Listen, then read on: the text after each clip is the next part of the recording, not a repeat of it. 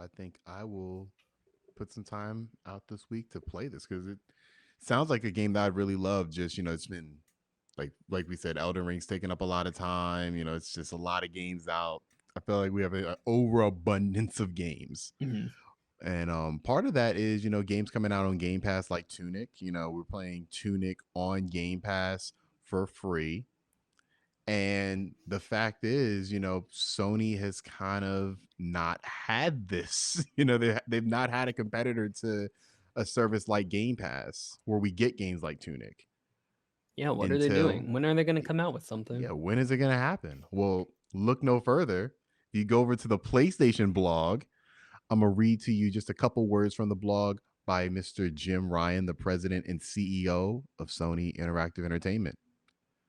This June, we're bringing together PlayStation Plus and PlayStation Now in an all new PlayStation Plus subscription service that provides more choice to customers across three membership tiers globally. Of course, the three membership tiers are PlayStation Plus Essential, which is the same old shit. PlayStation Plus Extra, which is a little bit more shit. You get 400 more games, PlayStation 4 and PlayStation 5. Um, and then, of course, you get PlayStation Plus Premium, which is the highest end tier. And you get 340 additional games, which include PlayStation 3 games by cloud streaming. And you get a whole bunch of games from PlayStation 1, PlayStation 2, and PSP, which I'm excited for. And you also get time trials for games. And that's in the most expensive tier. What are our thoughts on this? We got this news and I was like, I can't wait to talk about it because there's a lot to get into. Why don't we start with Ben? What are your initial thoughts on this rebranded service? We did speculate a little bit last episode, and I think the point that I was making about PlayStation not needing really to bark up the tree of day one first party releases is, I think it seems as though that they're in agreement with that idea. Um, this is about sweetening the pot for people who are already on the platform because they have no problem attracting people to the platform. Whereas Game Pass is about attracting people to the platform for first and foremost. Um, so I think this is a way to get recurrent spending from people who are already on PlayStation, and then the first party titles, which you'll still pay for, are the way that you attract people to PlayStation. But at first blush, this seems about right. I mean, it is disappointing that they weren't able to figure out how to get PS3 backwards compatibility, um, you know, working so that we could have downloadable PS3 games. But it's not surprising to me. I hope that they'll eventually get that, but I'm not holding my breath for that at all. It's been a big bugbear for for Sony ever since the PlayStation 3 Mhm. generation. Um, I am curious about, before I make a broader point, I'm curious about the PlayStation, PS2, and PSP games, about whether or not there's going to be anything extra there. I think one of the best things about the Xbox this current generation is the enhancement, the like implicit enhancement of backwards compatible games, where they're just going to be much better than they were in most Mhm. cases. It's a fantastic service that they're just kind of baking into their ecosystem, and I I think the value add here for those early generation games, if there's no enhancement to them, is much less than it could be. Um, I think they would be talking about it if there were enhancements, so I'm expecting that there isn't anything there. Um, but there could be, and I feel like there really should be, and I feel like that would make this premium tier much more desirable than it is just at on face value. Fair enough. Fair enough. Alfredo, what are your initial thoughts on this? Yeah, I definitely agree with all of that. But I mean, to sum it up in a couple words, I'm not mad, I'm just disappointed because I feel like they came out and were like, "Oh, this is the new PlayStation Plus," and that's all they really said. I feel like they didn't say enough. Yeah, they said, "Okay, you have your 3 different tiers. Your first tier is same as PlayStation Plus as it is. Second tier, you'll get, like, 300 games more. Last year you'll get 400 games more, and there's games like, oh, Death Stranding and Returnal is what we're gonna have, but they didn't really say, okay, what are we looking at in terms of the cloud PS3 games? Like, what classics are you bringing? What are we looking at in terms of PS2 and PS1, even PS4 games? Like, what are we actually looking at here in terms of the service? And I know we could look at PS Plus or PS Now in terms of like, okay, what types of games are we looking at? And I have, and it's as far as PS Plus goes, for me, it's not anything that would really draw me toward them like how Game Pass does. In terms of Game Pass, there's something always third party that is really being like, okay, this is really worth the 9.99 or the 14.99 that I'm paying for Game Pass. But for PS Plus, just looking at PS Now's catalog of games, they don't really have, oh, here's Tunic on day one. They don't really have these classic games that would really draw me in. Or maybe they do for new PS Plus and they just aren't saying it for some reason. But I feel like they would have said more if they had something more impressive to make it stand out. And I feel like they came out without really saying much, unfortunately. I, for the most part, agree with both of you. The one thing that really struck me is whenever we hear about new like console announcements or service announcements, you always get the good information out first. Mhm. And then the bad information just trickles in afterwards. My main one I always think of is Nintendo Switch. Like we first see it and it looks like a thing of dreams, you know? And then you start getting, all right, like it's gonna be what was it, 350 when it first came out. You know, it's gonna you get all the negative news. Battery life's not the greatest in the world. You know, like you get all the negative news trickled in as we go on. I like this felt like a whole bunch of negative news to me. Like that's what it felt like. Like I can't say it's gonna be a bad service, and I can't say it's not gonna be, I can't say it's worse than Nintendo's service. They're giving you a lot, and I think the value is there, but I think, like, hyping this up as, like, Project Spartacus, I don't think did this any favors.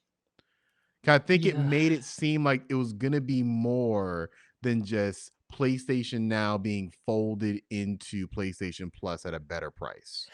I mean, honestly, I think we did it to ourselves because, PlayStation did come out and say, "Hey, this isn't a Game Pass," is what they did. This isn't like you're getting our day one games. You're not gonna get the new Horizon 3. You're not gonna get like our first party games day one and day like you do with Xbox. And this is not what it is. We're just Mhm. merging them together. But I feel like all of us in the gaming community was like, "Oh, what's PlayStation's answer to Xbox Game Pass gonna be, which is the best deal in gaming? Like, how are they gonna counter that?" And the answer kinda seems to be they're not. And I kinda feel like we overhyped the situation and we expected too much. That's what typically happens, yeah. That is exactly what happened in this situation. I don't know who coined the nickname Project Spartacus. I don't know if that was PlayStation or Well, that it's was a a it media is a code creation. name, and they didn't hype it. It was reporting that leaked the Mhm. Right. existence of it before they were ready to talk about it.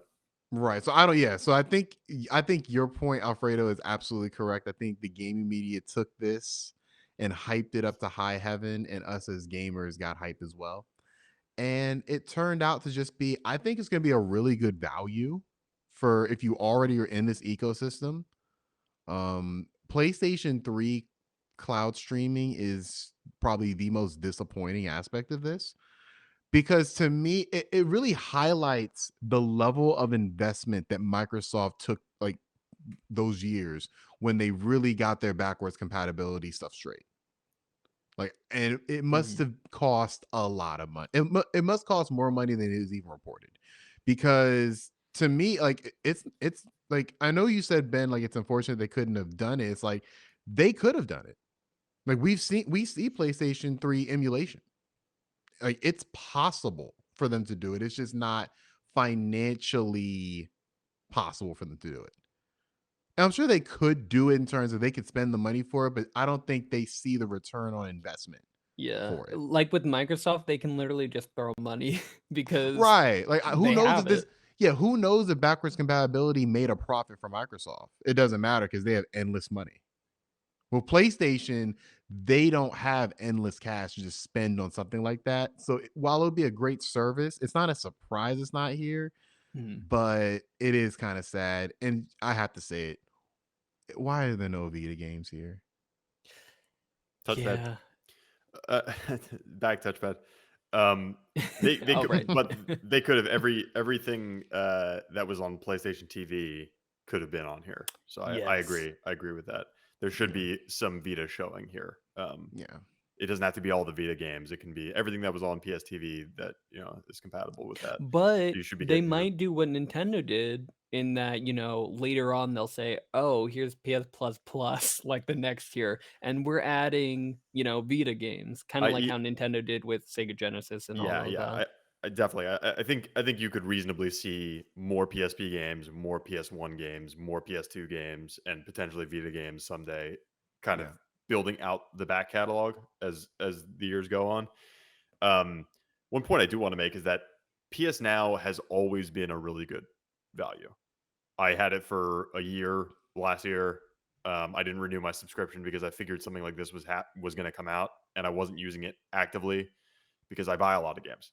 If you don't buy a lot of games, like if you're buying a PS4 and you haven't had a game console before, or you've never had a PlayStation console before, I would absolutely recommend getting PS Now to anybody in that situation.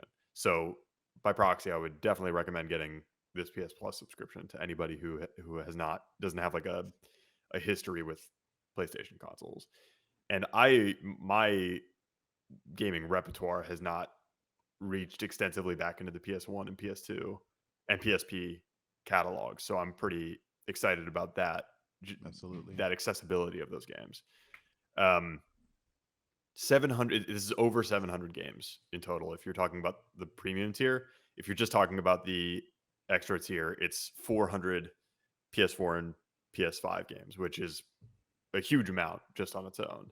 Yeah. There are some really good. There's some trash in there for sure, and I think Mhm. they could do with a bit more curation. But there's some really good stuff in there, and just the sheer breadth of the catalog is way bigger than what Game Pass is offering. It's way bigger than what Nintendo Switch Online is offering. So kind of what I said before, looking at this subscription as like this fills out your back catalog. You don't have to buy old games. You got a subscription for that. Just buy the new games that come out. Mm. So when you're on PlayStation, you've got your old games taken care of with your subscription, and you've got your new games that you purchase day and date. That seems like a pretty good recipe for me, at least in the short term, for PlayStation kind of maintaining its dominance. Counterpoint though. So I definitely hear what you're saying in terms of, clearly 700 games is a lot more than what Xbox has, which I think is like Xbox Game Pass has over 300, so it's nearly double is what PlayStation is trying to do. Game Pass advertises over 100. Oh, Yeah, I don't really? think it's Okay. yeah, I think it's like closer to Okay, 100. so Yeah. vastly more. Yeah. But what I think might happen here is that with PlayStation, in terms of what they're pushing out for PlayStation Plus, it seems like they might be going the route of quantity over quality. Like with Xbox Game Pass, they have proven that we are getting these quality games. Like they're giving us very hyped games day one. We got Back for Blood, which was a super hyped game at the time. We got it day one. We're getting Tunic. Like we get games on there that are like, oh wow, like it's impressive that Xbox actually got this on here because like I was gonna buy it. And with PS Plus, I feel like just looking at the catalog for PS Now, I'm just looking at it and I'm like, okay, a lot of these games are like, I don't know, games I would never even heard of, games I'm not really interested in. The So Dark it Cloud 2s of the world, like yeah. yeah, like If you though will. we know what game we I think we all have kind of an idea of what kind of games we're gonna see on this thing. Mhm, It's gonna be like games that you've seen before, like Blood Rain. I feel like you're going to get a lot of games like that. And I think that is a great thing. I think that's a benefit of the service. mhm. You know. Now, I will say, but PlayStation Now does have things like, God of War, Last of Us, Mhm. like PlayStation classics kind of deal. But they don't have, those day one things. And they definitely won't have first party PlayStation day one things ever.